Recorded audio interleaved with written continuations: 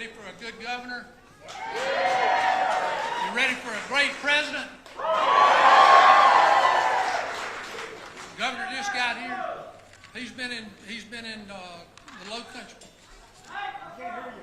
Hold on. All right, give me a minute.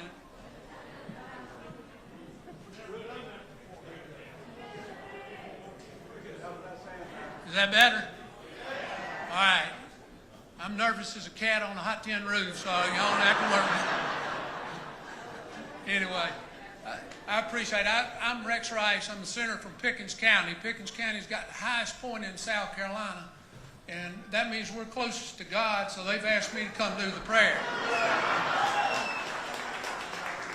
I would tell you this. You know, my public speaking, I'm 30 years in politics, and it gets worse every year. But I do a better job of talking to God than I do other people, and I do a better job of explaining my position to God because He already knows it. And other people say, y'all just going to have to listen to my prayer. But I do think you need to do this. I think everybody in here needs to thank God for the things He's given you and ask Him for what you need. And just do that yourself.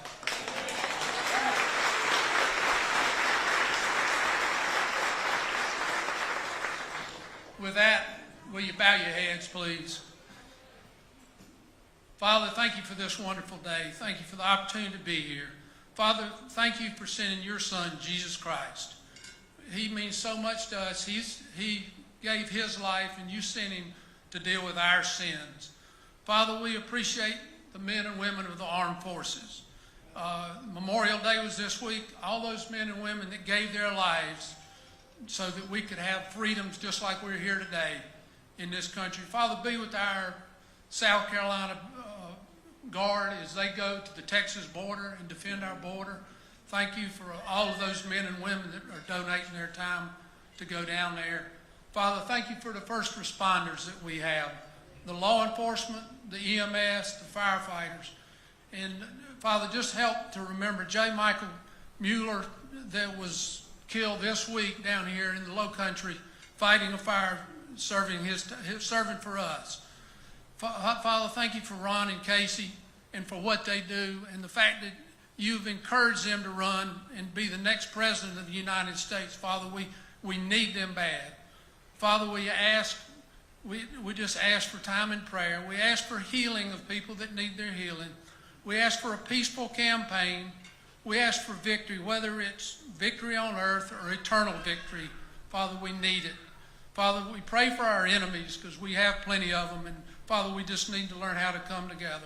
We pray for wisdom. We pray for knowledge. And we pray for courage so that we can run a campaign that is peaceful to the people that we serve. Father, we just ask that we say the right things at the right time and don't say the wrong things at the wrong time. Our country is divided, and we need to bring it back together, and we can do that. Father, just help us to respect those people that may disagree with us, and we can disagree and respect each other. Father, unite the United States of America. Father, be with not only this team, but all the teams that are campaigning and provide safety for them. In Jesus' name we pray. Amen. Amen.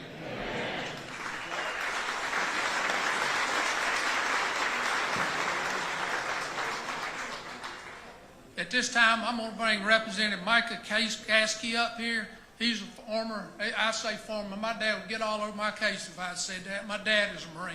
He's actually in the grave now, but he would, if I ever said former Marine, my dad would get on my case.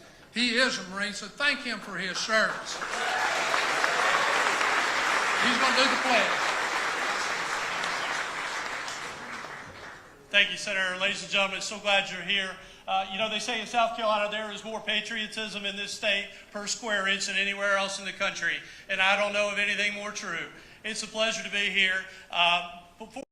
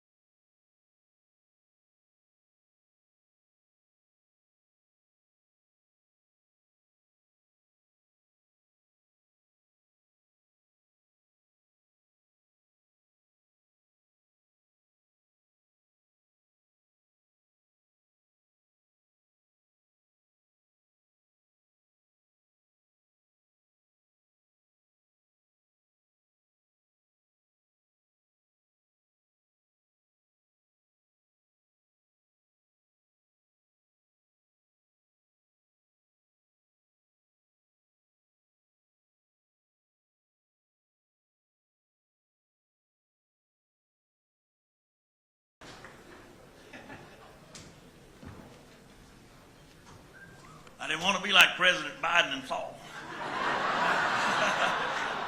I had to watch my steps. So, thank everybody for being here today. And I'm like Senator Rice. I don't speak a whole lot, but I try to do the right things and say the right things to make people feel good and let you know how I feel. I'm Bill Hickson. I'm in the insurance and real estate business in North Augusta. I'm a small businessman, but I also serve in the South Carolina House of Representatives. I'm the new chairman of the House Ag and Natural Resources and Environmental Committee.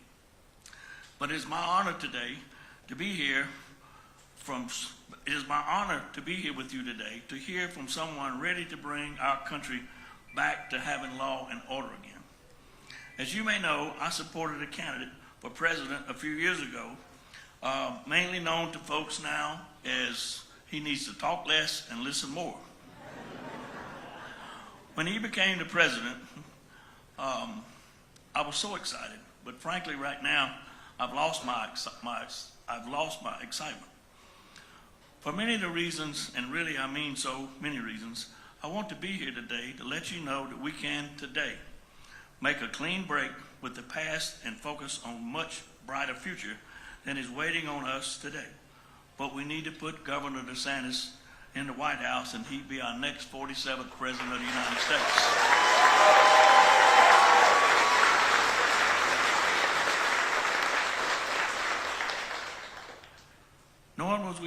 Knowing where we are as a nation, I know our next president needs to be Governor Ron DeSantis. He's proven himself as governor of Florida.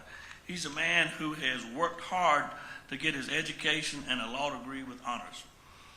He distinguishes himself with a great military service to our country. He stared terrorist hatred for America in the face at Guantanamo Bay and never blinked. He worked with the Navy SEAL Team 1 at a forward base. He knows government has to be accountable to the people at all times. Ron DeSantis always takes the lead and is known as a world leader by him being governor of Florida, and look what he did during the COVID crisis. He kept that state going. He used good common sense. Florida was open 24 hours a day, 365 days a year, and I think that's a wonderful accomplishment, Governor.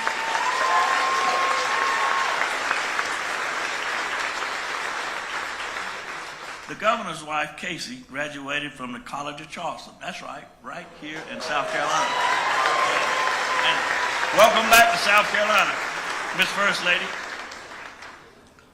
Casey's parents live in Aiken County, and I think they're here today, and I would like to meet them. And Aiken County is part of my house district, so I would sure love to meet you. She's not just a neighbor, she's our friend. So when you become the next president of the United States, we welcome you back to South Carolina to visit your family here. I know y'all are tired of hearing what I have to say. So the governor is the man that understands how to make government for the people and not over the people. A man that means what he says. So if you would, give us a great Palmetto State welcome to Governor DeSantis and his wife, Casey.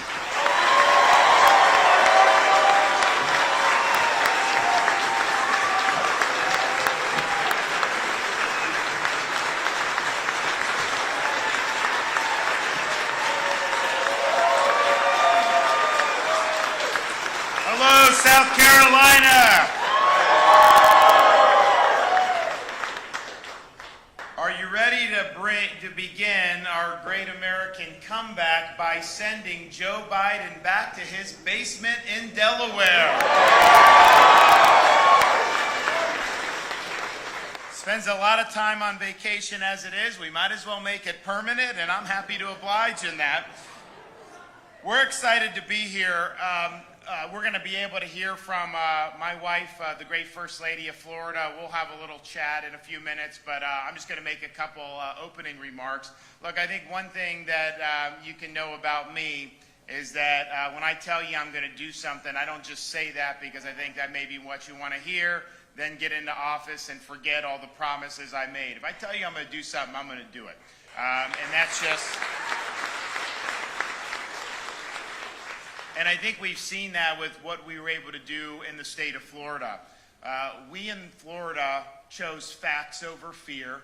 We chose education over indoctrination. We chose law and order over rioting and disorder. We held the line when freedom itself was hanging in the balance. I refuse to let the state of Florida descend into some type of Faucian dystopia where people's livelihoods were destroyed and their freedoms were curtailed. No, we protected people's rights. We protected people's jobs. We protected people's businesses. We protected our kids' right to be in school in person. In short, we chose freedom over Fauciism.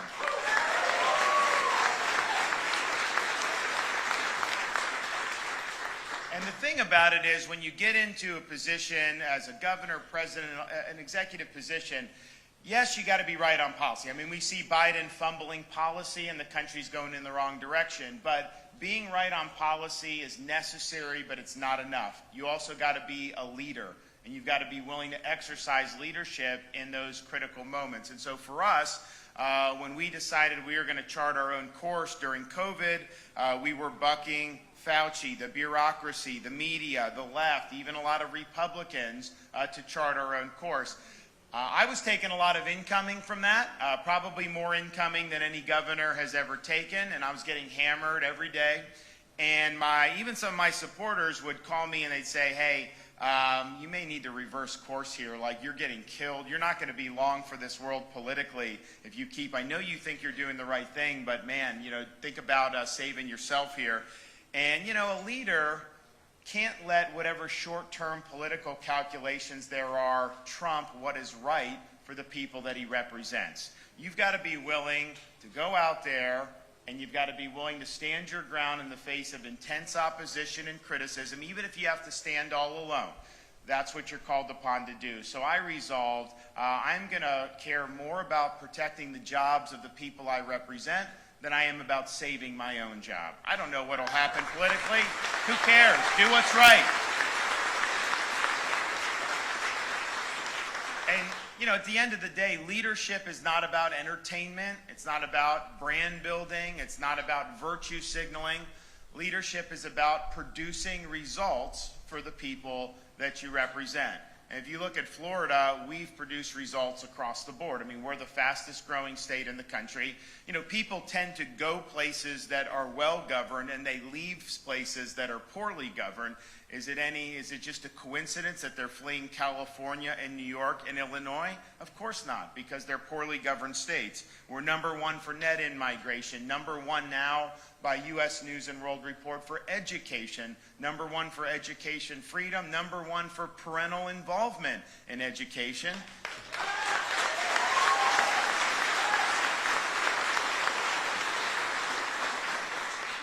Crime rate is at a 50-year low.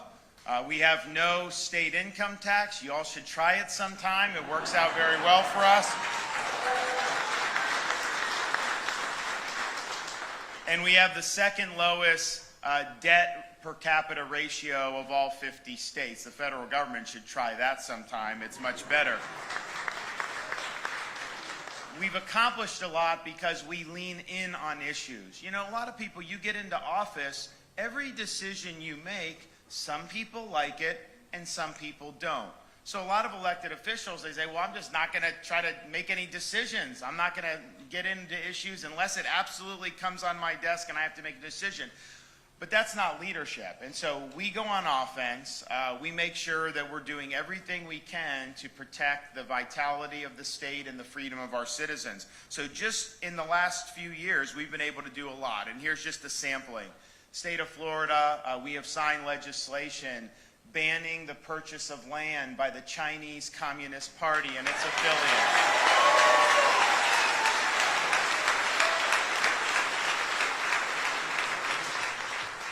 We have signed legislation kneecapping ESG in the state of Florida. No ESG in the pensions. No woke banking discriminating against conservatives. No social credit scores in the state of Florida. We have enacted the heartbeat bill, the strongest pro-life protections in modern Florida history.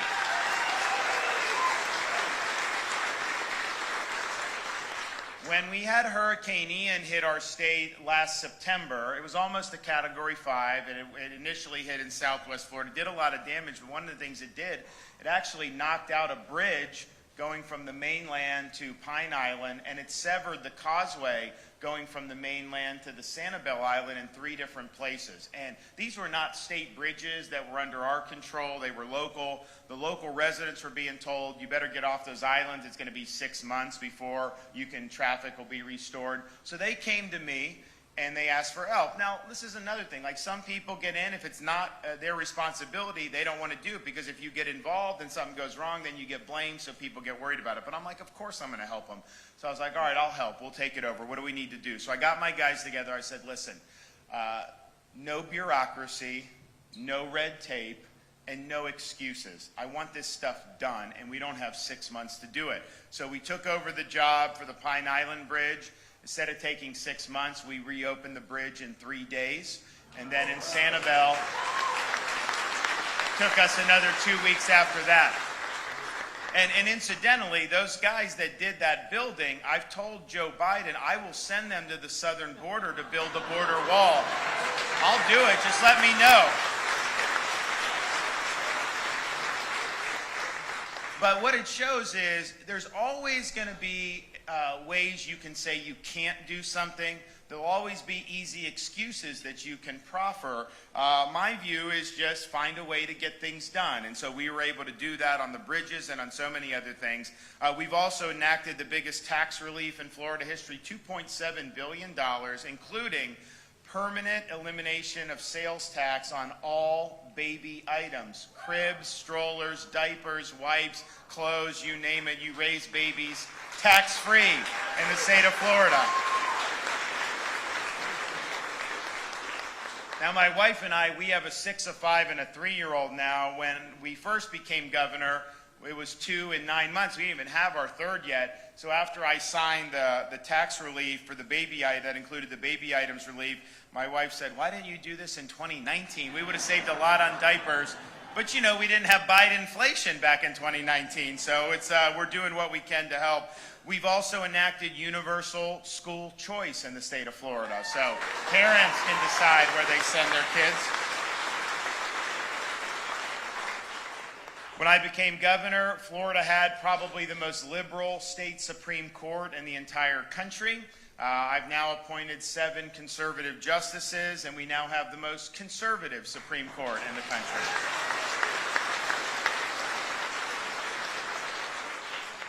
We've supported Second Amendment freedoms by enacting constitutional carry legislation. We are a law and order state and have enacted policies to be tough on crime, making sure they have to post bail before they get let out, making sure fentanyl dealers go to jail for a long time, and we have also authorized the death penalty for pedophiles in the state of Florida.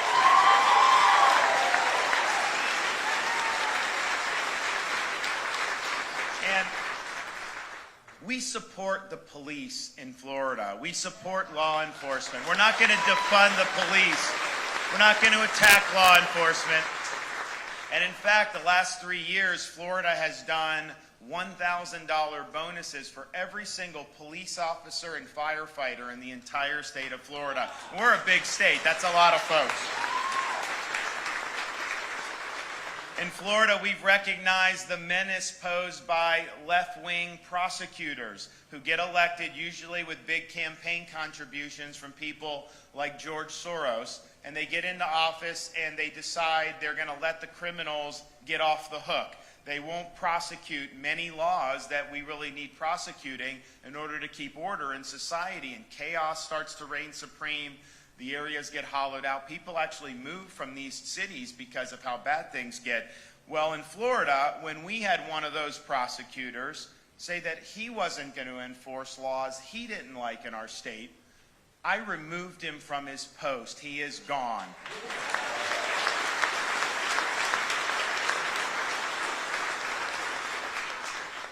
We're cracking down on illegal immigration in the state of Florida. We have banned sanctuary cities. We're cracking down on human smuggling. We've sent National Guard to the border to help with what's going on down there, and we even sent illegal aliens to beautiful Martha's Vineyard.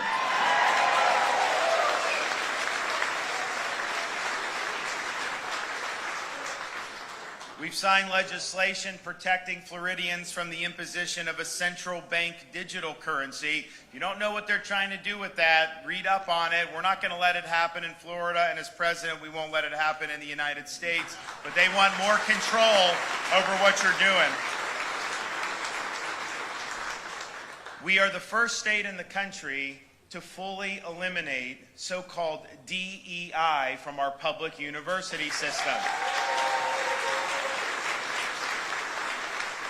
They say it's diversity, equity, and inclusion, but in reality, it's ideology, and it's an agenda that they're trying to shove down the throats of students and even faculty. DEI, as it's actually practiced, is actually better characterized as discrimination, exclusion, and indoctrination, and that has no place in our public universities or public institutions.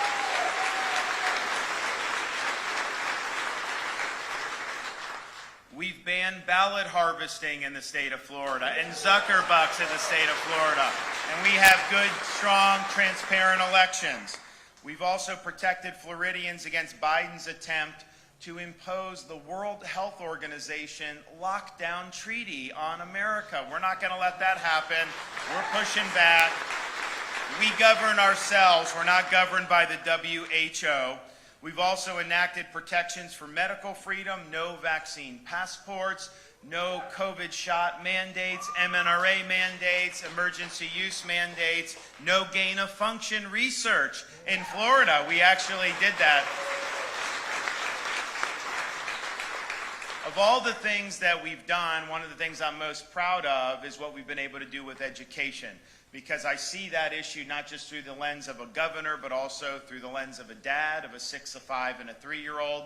And we believe the purpose of our schools is not ideological indoctrination. Indeed, that's not an appropriate use ever of schools to be able to do. We believe that parents have a fundamental right to direct the education and upbringing of their children. The school systems are important, but they're there to support the community. They're not there to supersede the rights of parents and what they think is appropriate. And so we've enacted protections for parents, such as curriculum transparency, so that they have a right to know what books are being used and what curriculum is being taught to their kids. And unfortunately, there's bad stuff that's getting into the schools. There's pornography that's getting into the schools. So the parents have had to blow the whistle in Florida. They've had to, yeah, well, thank you.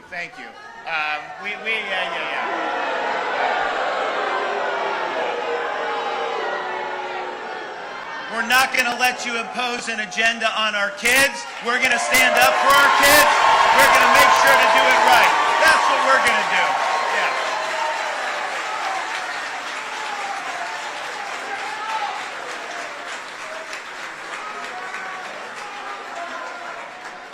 Those people like that in Florida are the people we beat every single day on policy. We do not let them win. We win all these battles. We're not letting them indoctrinate our kids, not on our watch. And so the parents have found this stuff, and so then they'll go and they'll blow the whistle, and the media will say, oh, that's a book ban. If you remove inappropriate material from a library, somehow it's a book ban, which is just not true. Because in whatever's in a kid's classroom, you make decisions. You have one book about George Washington, there's 100 others you could have. You're not banning the other 100 just because they're not in that library. So you have to make decisions about what's appropriate. It's not appropriate to have this pornographic material in there. And so we actually did a press conference to highlight this, and we called it Exposing the Book Ban Hoax, because it is a hoax. But before I said anything, before the parents came up, we just played the video that had the images that the parents were objecting to. The local news stations had to cut their broadcast because they said it was too graphic to air. Well, if it's too graphic for the 6 o'clock news, how is it okay for a 10-year-old school child?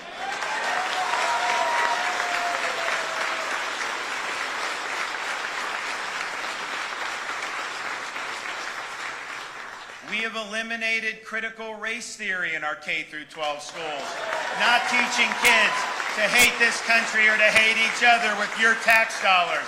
We're supporting civics education, teaching kids about the Constitution and the Bill of Rights, teaching them about what it means to be an American, because all of them, no matter what they do in their life, are all going to be citizens of our republic, and we need to give them a proper foundation of why America is what it is and what are our founding principles. And so we're doing that in Florida, and we're proud of it. We've also drawn a line to say it's inappropriate for a teacher to tell a second grader that they may have been born in the wrong body or that their gender is a choice. No gender ideology in the schools. And when we did that, the parents in Florida were thrilled because, you know, they just want the basics. They don't want the schools off kilter with all this. And so the parents liked it. Now, the left did not like it. The media did not like it. And we had a little company in Central Florida you may have heard of that also didn't like it, you know, named Disney. But, you know, Disney's view is that it's appropriate to be teaching a kindergartner that somehow they can change their gender. That's totally unacceptable to be going on in schools. And so,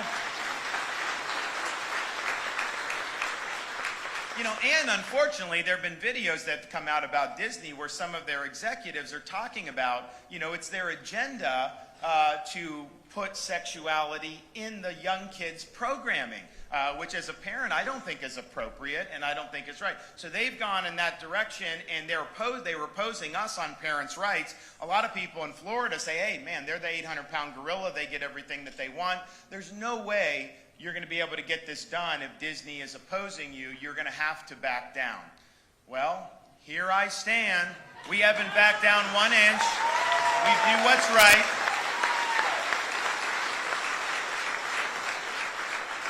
And, you know, even some of these Republicans now are taking Disney's side, saying that somehow I was wrong, you know, to do what we did. But let me just say very clearly, we stand for the protection of our children. We will fight anybody seeking to rob them of their innocence, and on those principles, there will be no compromise.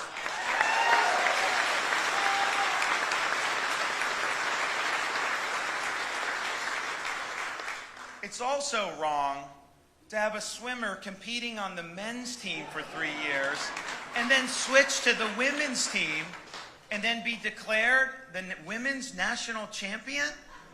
That is not acceptable for the opportunities for our girls and our women athletes. Like, I have 2 daughters. My wife and I are sensitive. We want our girls, if they so choose, to compete with fairness and integrity.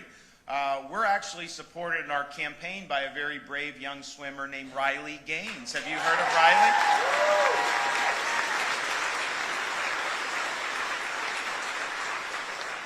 And so in Florida, we protect women's sports. Part of it is to make sure the girls have the opportunity, but part of it is just, you know, we have to be more to the truth in this country. And when you go 3 years on the men's team, switch to the women's, and they say you're the women's champion, we know that's not true. And we've got to be clear about that. And it's sad that we even had to do this in Florida, and I think you guys have done it here. Other states have had to do it, but it's wrong to have a physician performing sex change operations on minors. And yet you see that happening. So in Florida, it's very clear. We think that that is mutilation. We think that that is wrong. And if you do that as a physician, you're not only losing your medical license, you're going to jail as a result.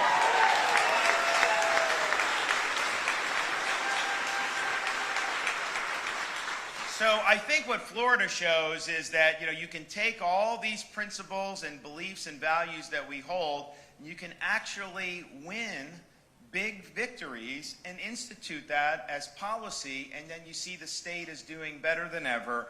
And politically, I got elected by 32,000 votes in 2018. We were like an evenly divided state. People told me, hey, trim your sails when you get in as governor. Don't rock the boat, because if you do, you could end up capsizing it in favor of the Democrats. Of course, I rejected that advice. I said, I'm going to lead boldly, and that's what we did. But fast forward 4 years after that, we didn't win by 32,000 votes. We won by over 1.5 million votes. That was the largest Republican landslide in Florida history in a governor's race. You know, we won independents by 18 points. We won Hispanics with over 60%. We even had, like, obviously we do very well in rural and we did very well in suburban, but even in urban areas like Miami-Dade County, 2.8 million people, our largest county by far. Hillary Clinton had won that county by 30% in 2016. We not only won it, we won it by double digits in Miami-Dade County. That's winning. And here's the thing, these elections are team efforts. It's not just about you. You have a responsibility to help the people up and down the ballot, and that's exactly what we did in Florida. We now have super majorities in our Florida legislature. We helped elect 4 additional Republicans to the U.S. Congress, and we probably wouldn't have the majority if not for that. And we even elected 29 additional conservative school board members throughout the state of Florida. And for the first time since, I guess, Reconstruction, there is not a single solitary Democrat elected to statewide office in the Sunshine State. That's what you call winning.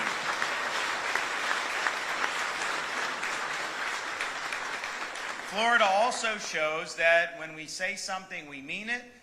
When we say we do it, we'll follow through. So I can pledge to this as president, I'm going to be a very energetic executive.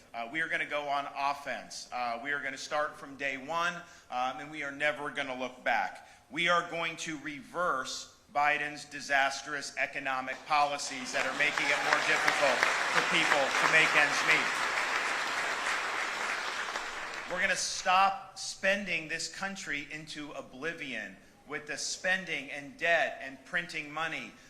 This debt deal that they're talking about, we were going bankrupt before that debt deal, and we are still going bankrupt after that debt deal. They're giving Biden $4 trillion in additional debt through the end of his presidency. They're also keeping these inflated levels of spending, and even the 87,000 IRS agents, they're getting rid of like 2% of those, which is totally inadequate. In Florida, we run budget surpluses. Our debt is $17 billion, but our economy is $1.2 trillion. If you compare that to the federal government, our national debt is much higher than our overall size of an American economy. And so we need to bring some fiscal sanity to Washington. We will do that. We also need to unleash American energy production and be energy independent.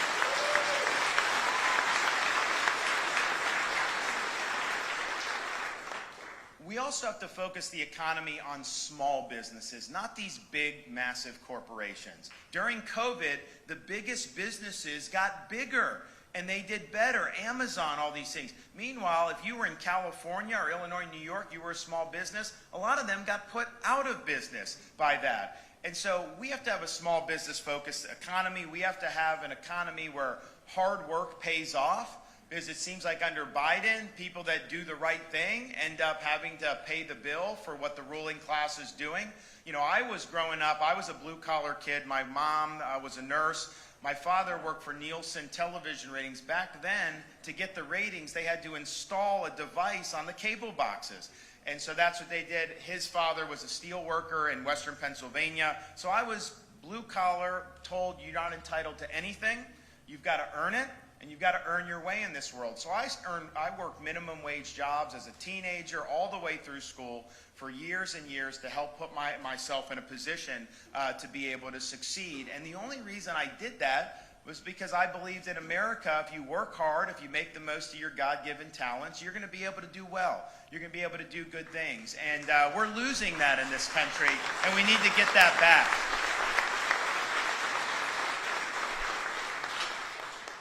Ours will be look, as Republican, I've been hearing about things like the southern border for so long. I've been hearing complaints about it for so long, and yet it's worse than ever today. So our pledge is that our administration will be the administration that finally brings the border issue to a conclusion. We are going to shut the border down.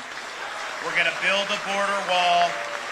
We're going to stop mass migration, and we are going to hold the Mexican drug cartels accountable for the carnage that they have unleashed on this country, and we won't stop until we do that. We will also usher in a reckoning for the federal government's disastrous COVID-19 policies, everything from lockdowns and school closures to MNRA vax mandates, the whole shebang.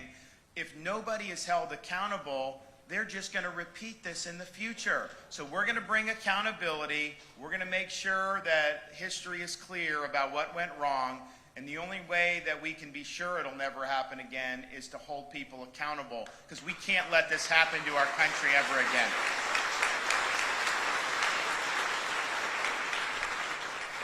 I believe that woke ideology represents a war on truth itself. And so as president, we will wage a war on the woke. We will fight the woke in the schools. We will fight the woke in the corporations. We will fight the woke in the halls of Congress. We will never, ever surrender to the woke mob. We are going to leave woke ideology in the dustbin of history where it belongs.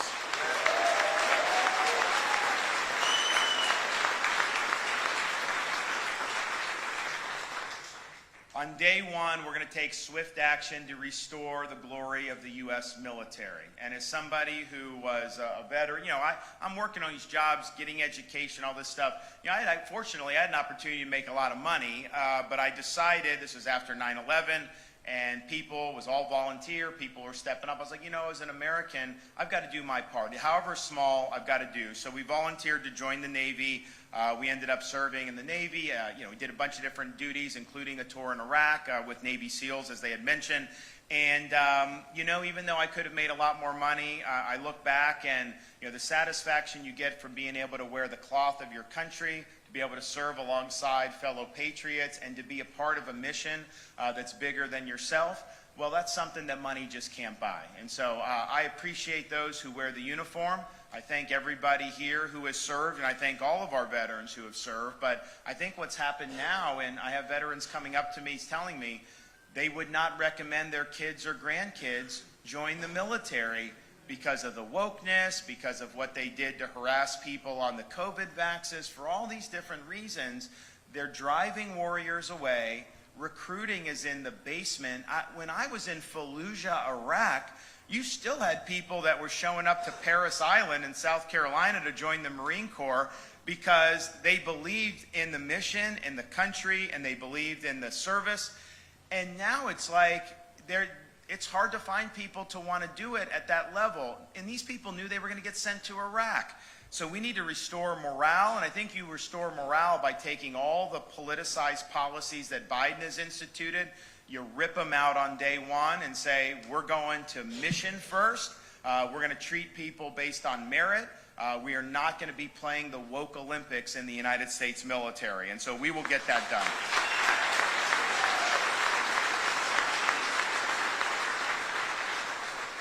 We will also take action to restore our constitutional system. Founding fathers devised 3 branches of government: executive, legislative, judicial. They did not devise a 4th branch of government, an administrative state, a massive bureaucracy that is unaccountable to the average American. Right now, most of the major issues that affect our economy and society are not decided by your elected representatives. They're instituted by nameless, faceless bureaucrats who you will never have the ability to vote out of office. You should not have social or economic transformation without representation.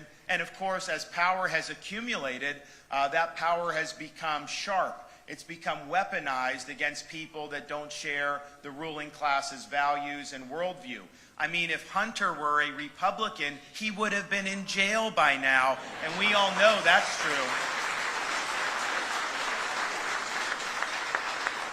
So we're going to go about it day one, understanding this is a momentous undertaking.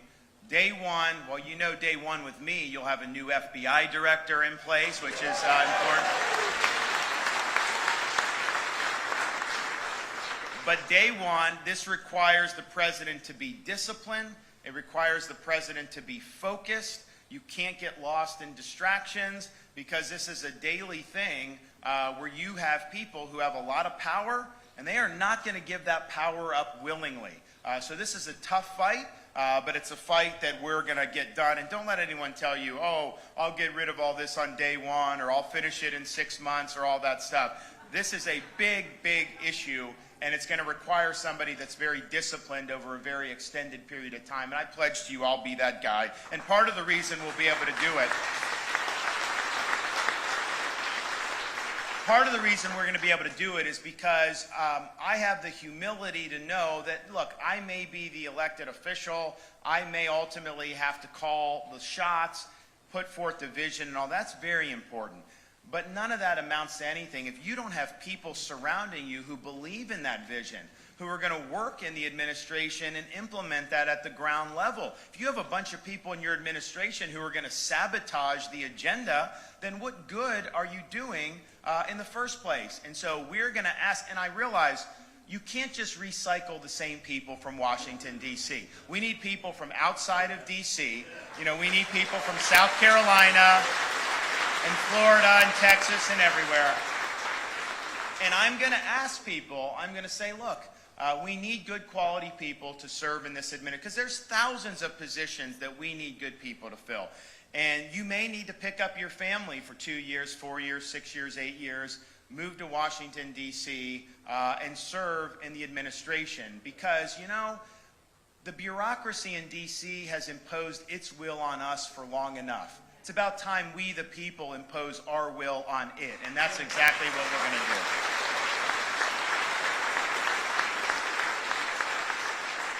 But here, and we're gonna have a bunch of other good stuff that we'll be love to talk about here in South Carolina and elsewhere over the next many months. But here's the thing: you can't get any of this done if you don't win. There's no substitute for victory, and we have to dispense with the culture of losing that has enveloped our party in recent years. You're not going to get a mulligan on this 2024 election, and understand the Dems are playing for keeps. If they sweep into power in 2024. They are going to try to pack the U.S. Supreme Court. They're going to try to abolish the Electoral College. They're going to try to make Washington, D.C. a state. And they are going to eliminate voter ID laws in every corner of this country and mandate ballot harvesting be allowed in every corner of this country. That will be an attempt to lock themselves in power for a generation.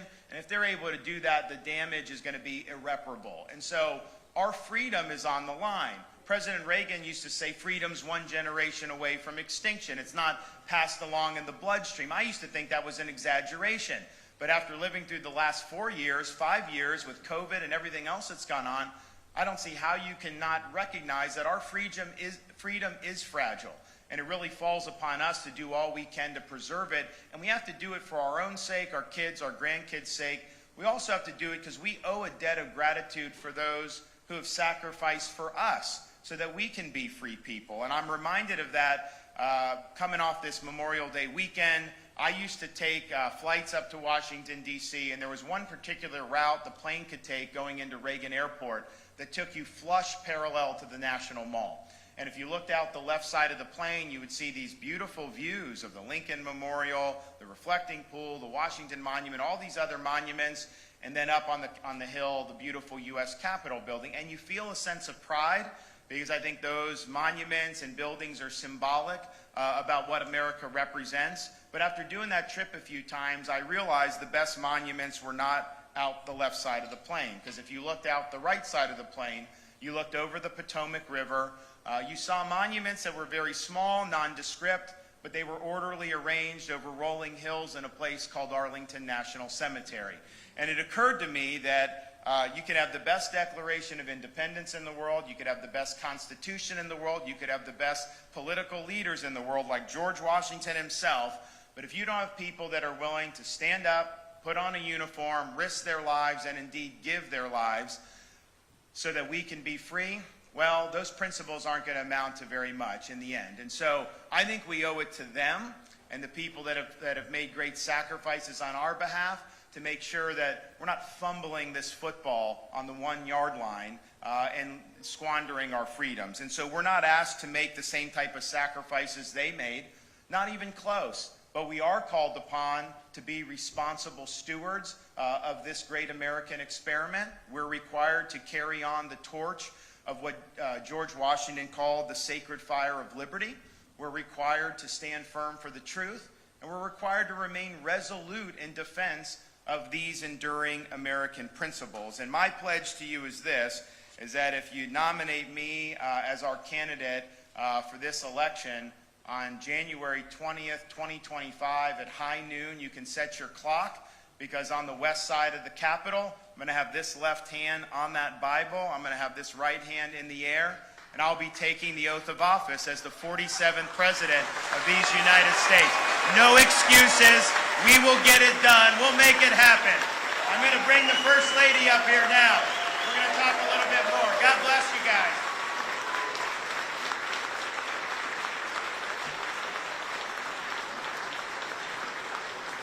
Thank you.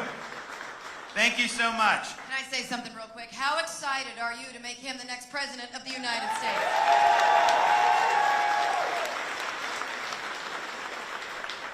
So, First Lady here, first of all, obviously a great wife and mother, but she's done a tremendous amount of service for the people of Florida.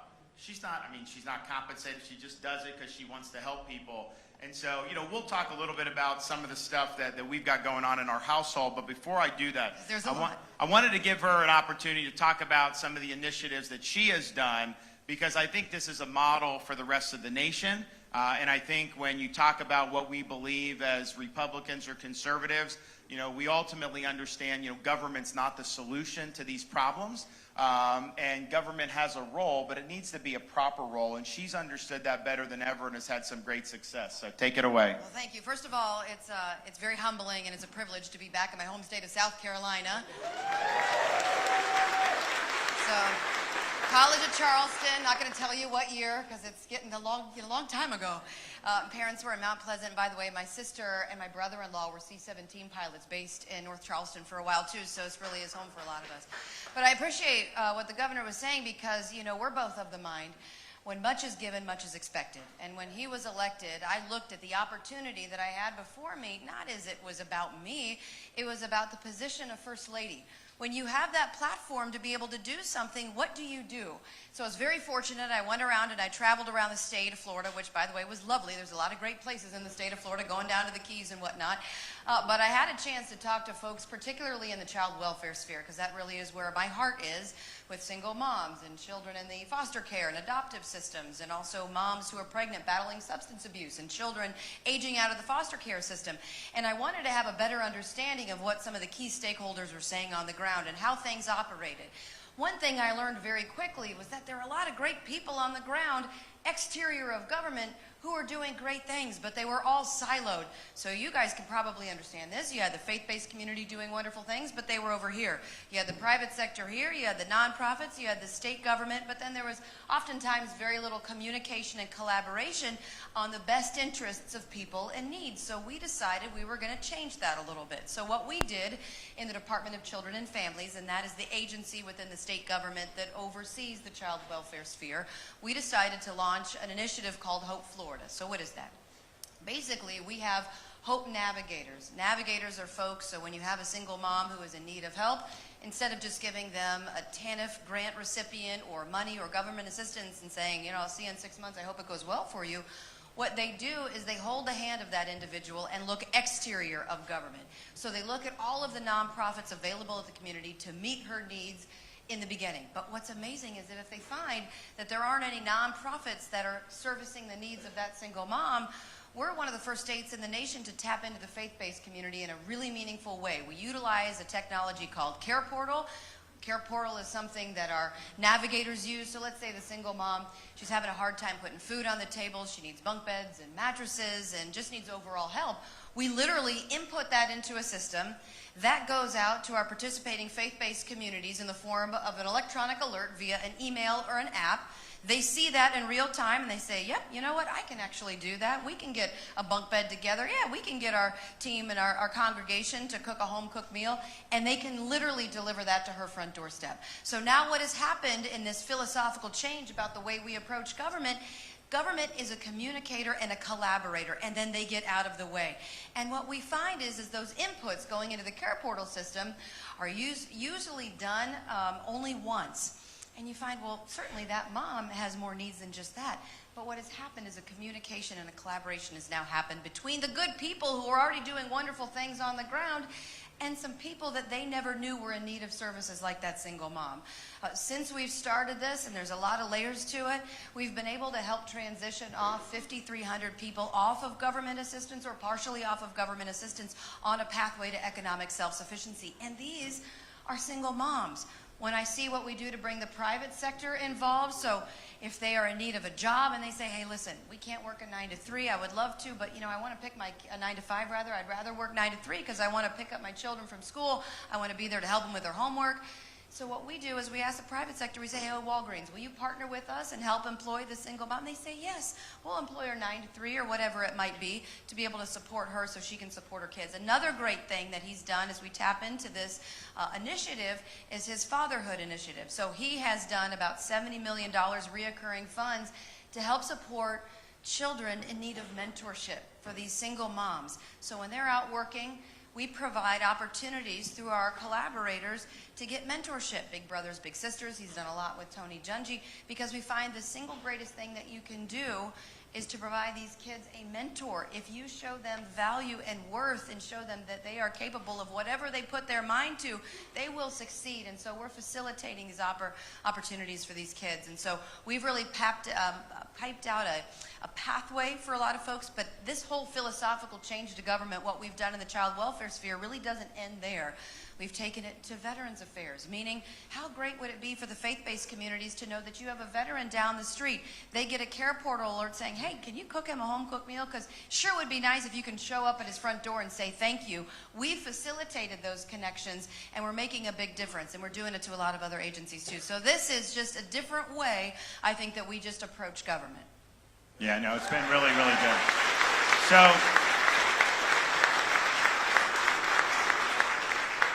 So I see this water bottle, and it reminds me of a story with Casey and me and our kids. So before we had kids, I was a member of Congress, and we went to Israel on a trip. So you can bring your spouse. So she came, and we got to see a lot of stuff. And so when we were at the Sea of Galilee, she had an empty bottle of water, and she filled it up with water and said, we're going to use that water to baptize our kids when we have kids. And so we brought it back. And the good thing is you bring that back to Israel, like, it's not like TSA, like this is like real security. So they saw it, they're like, yeah, that's water, no problem, go ahead, get on the plane. So we didn't have an issue with anything like that. So we brought it back. Our first daughter was born 2016, did the baptism, used some of the water, great. Our son was born in 2018, but this was during the governor campaign, the first governor campaign, all this. And we're like, we don't have time to plan a baptism right now. Let's just get through the election. And so we did that, and we decided, our friends and family are going to be in Tallahassee for the governor inauguration anyway, so why don't we just do it then? And so I actually announced in our inauguration speech, we're dispensing with the inaugural parade, which I don't like the pomp and circumstance anyways. And so no parade. And I was like, we're going to be returning to the governor's residence where we're going to baptize our son with water that we brought back from the Sea of Galilee. And so we went, we did it, it was great in there. Now, the problem is, we had about half the water left, and we just left it there in this room in the governor's residence. We are not used to having people pick up after us, right? Well, they have staff that do that. And so all they saw was a half-used bottle of water. So the next morning, I asked Casey, I say, where's that Sea of Galilee water? She's like, I think it's back downstairs. And I went downstairs. No, there was no more Sea of Galilee water, so it had been spilled out. So I was in Boca Raton like a week or two later, and we were doing an event, and I came out, and because people had been asking how the baptism went, and I said, listen, because the circumstances beyond our control, we are now out of water from the Sea of Galilee. We don't necessarily have a bun in the oven right now, but, you never know. And so within 24 hours, there were people in Israel digging into the Sea of Galilee, and they sent me this big jar filled with water. I had it on my desk in the state capitol until our third child, Mamie, was born in 2020, and we used that water for her baptism later. So.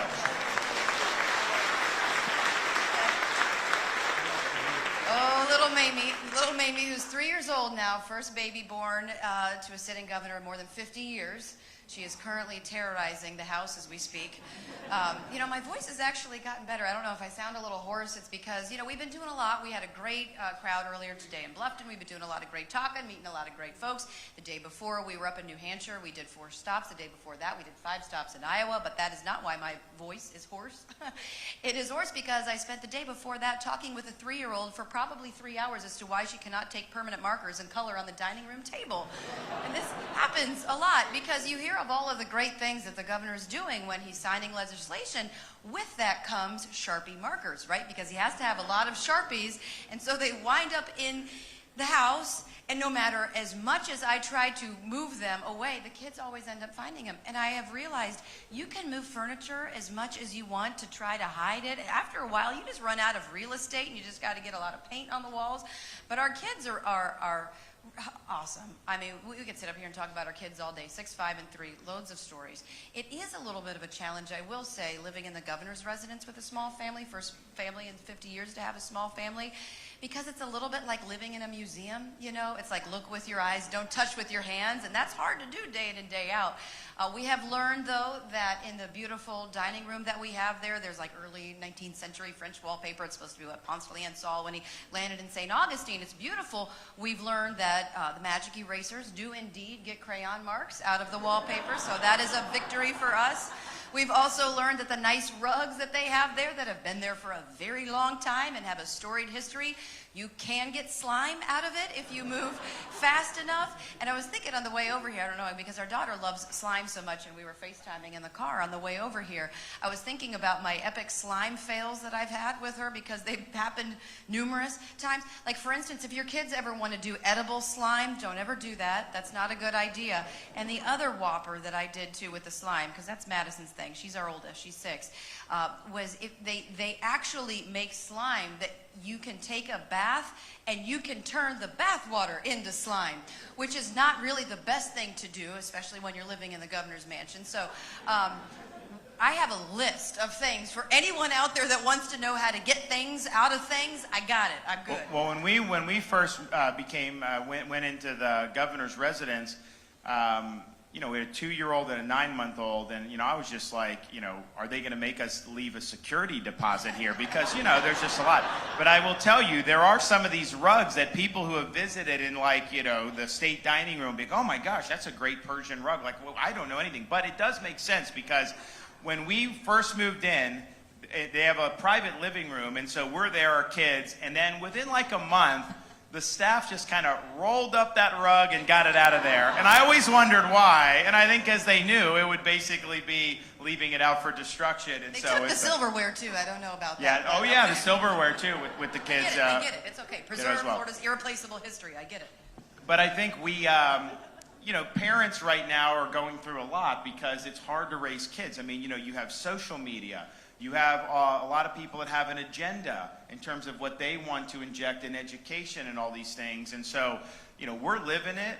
We hear what you're saying because it's something that we're grappling with as well. And I just think that if we can as a country, you know, give our kids really good education and upbringing, then, you know, we're really missing the boat. And so this is just a fundamental issue that we've got to get right. We've taken it head on in Florida, been able to get a lot of good things done, and we're going to continue to do that. But certainly as president, you know, this has been to be an issue that we will be speaking out about a lot because it's important.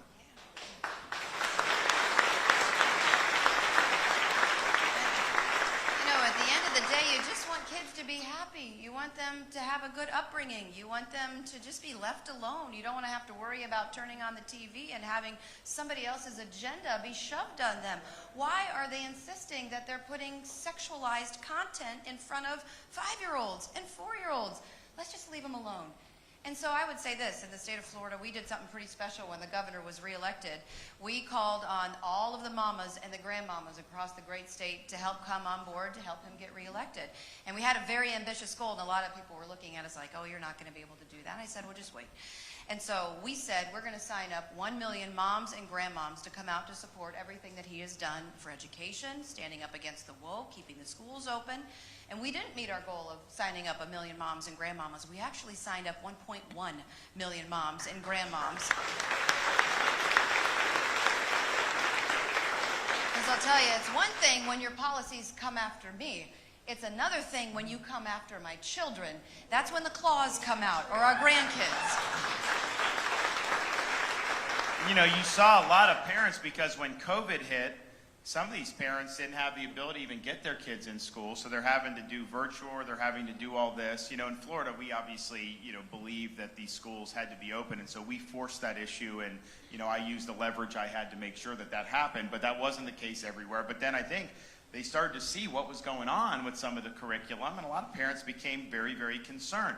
Then you saw how some of the kids would be treated, like forcing them to wear masks for 8 hours a day. That was not based in science. No one had ever said you put a 6-year-old kid. First of all, the efficacy of some cloth mask aside, you have to wear it right anyways. These 6-year-old kids are not, it's dirty. They put it in their pocket. I mean, it's just ridiculous. So we really leaned in on the parents' rights. We fought our local school districts to make sure that the kids didn't have to wear masks, and they fought us, and we won that fight.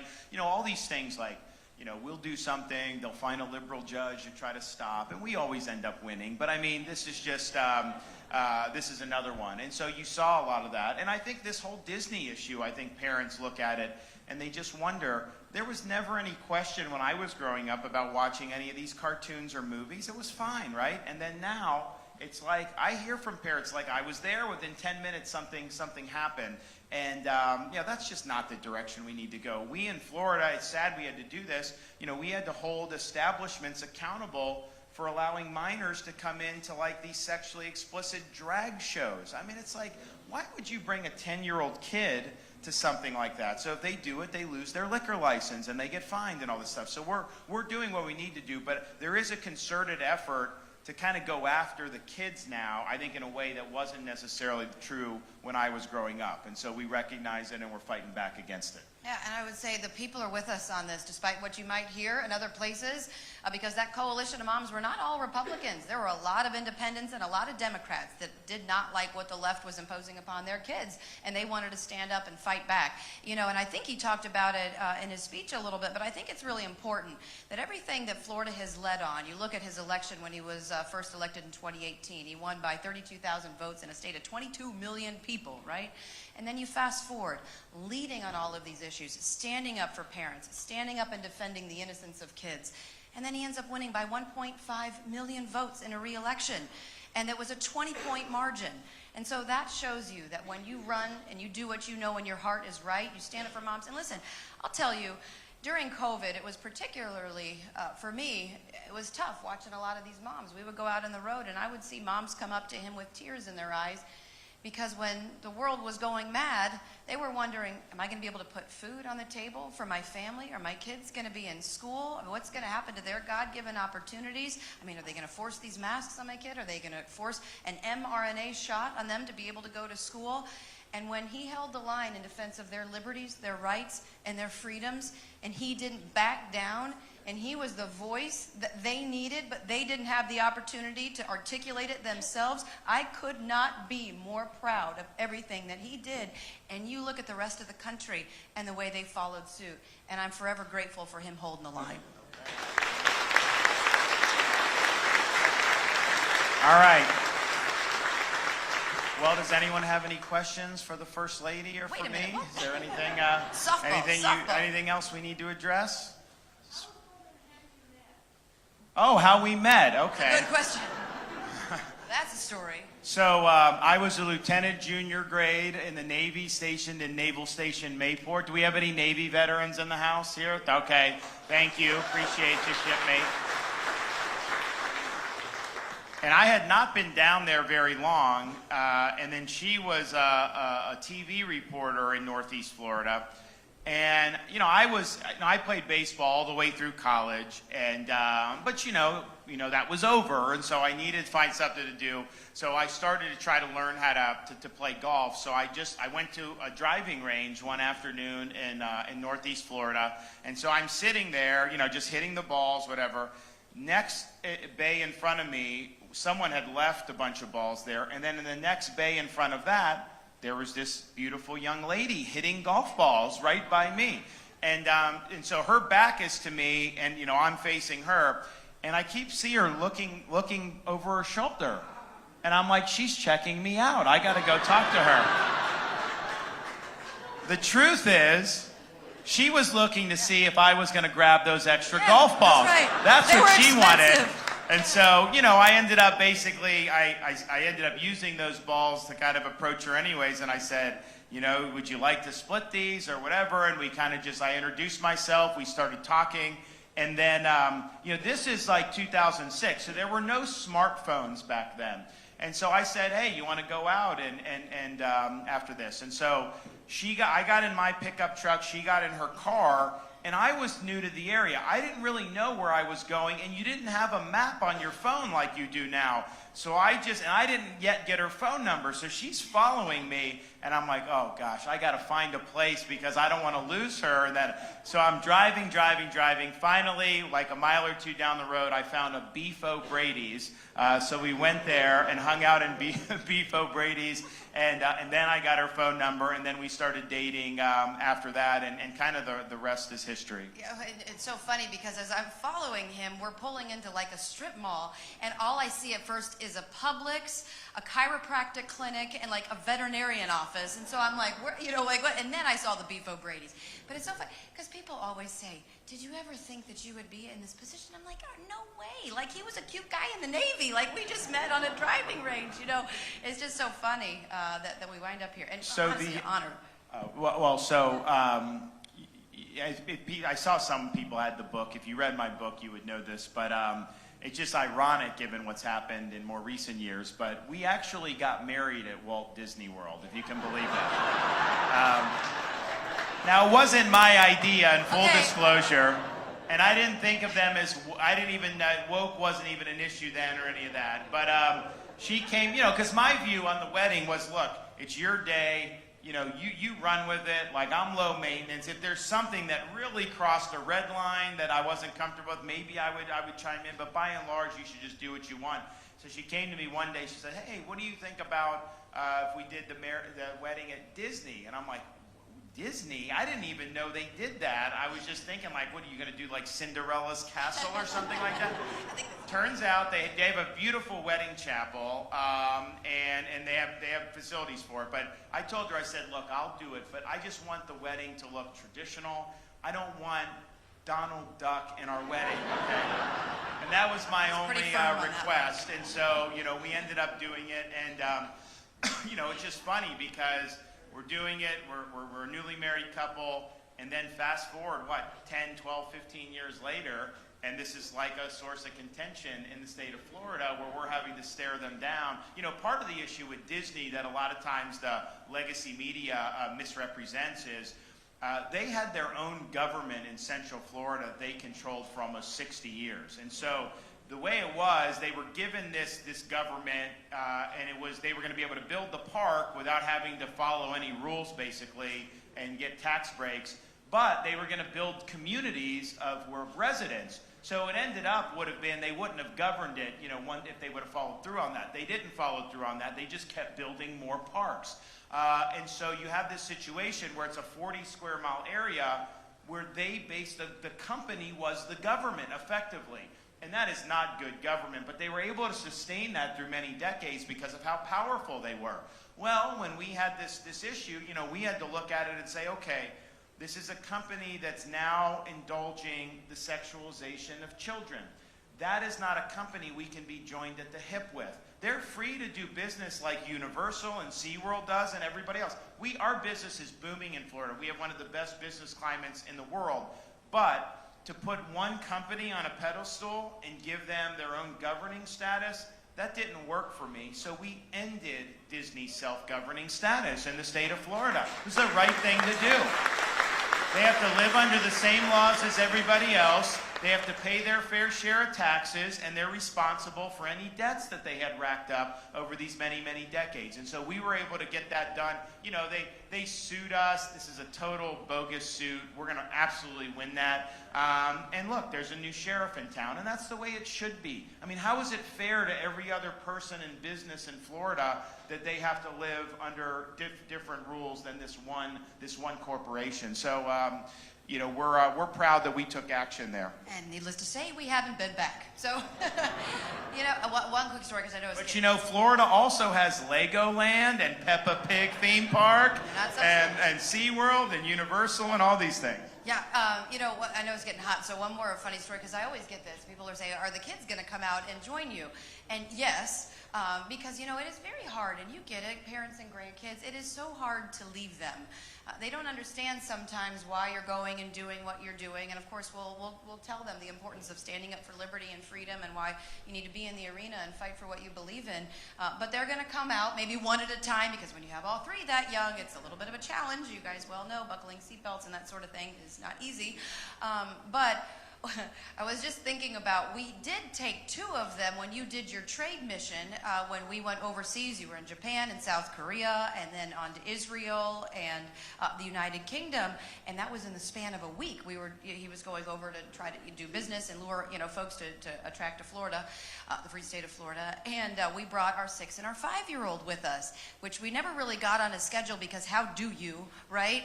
And so when we got back after this literal whirlwind trip around the world, some of them were sleeping. Madison was sleeping. I was kind of sleeping. Mason, our son, just crashed. I mean, he was exhausted on the day that we got back. But then all of a sudden, he decided, what was it, like 8, 9 o'clock? I forget what time. Oh, no, it was like midnight. Like midnight. He woke up, and he was up, and he was hungry. Well, first I of was all, going to bed. We got back that day at 3 a.m. Our oldest had dance practice at 8 a.m. Our other 2 had t-ball at 9 a.m. Then they had a dance recital, then a birthday party, and so we were running on fumes ourselves. But everyone else is getting ready to go to bed. Mason's up, midnight, and he's like hungry, wants dinner. So I'm like, what am I supposed to do?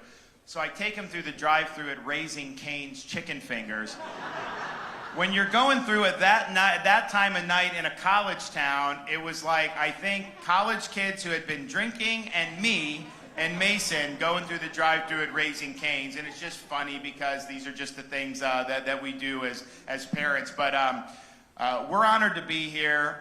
We ask for your support. I pledge to you, we will get the job done. I'm sick of excuses. I'm sick of always trying to explain why things couldn't get done.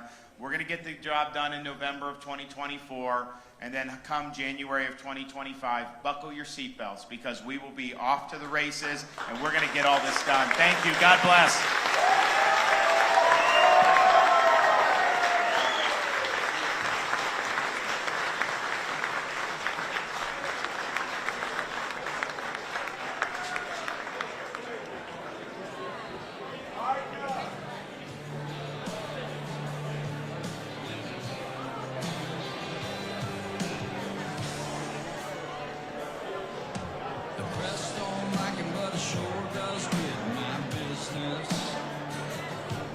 He stands up.